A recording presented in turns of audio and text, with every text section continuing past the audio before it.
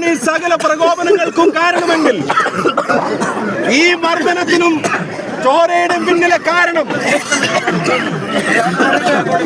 നിങ്ങളുടെ സ്വർണ്ണക്കട തൊളിച്ചു വെക്കാനുള്ള മറച്ചു വെക്കാനുള്ള വ്യാമോഹമാണെങ്കിൽ രണ്ടിനും മറുപടി പറയാൻ ആഗ്രഹിക്കുന്നു. ഒന്ന്, ഇതിലും വലിയ പരാജയം പേരാമ്പ്രയിൽ നിങ്ങൾക്കുണ്ടായിരിക്കുമെന്ന് പറയാൻ ആഗ്രഹിക്കുന്നു.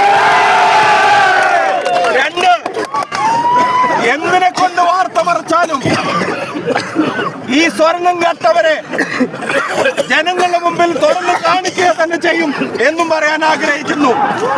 മൂന്ന്, പോലീസിനോട് ശമ്പളം പാർട്ടി ഓഫീസിൽ നിന്നല്ല, ആ ഓർമ്മ വേണം.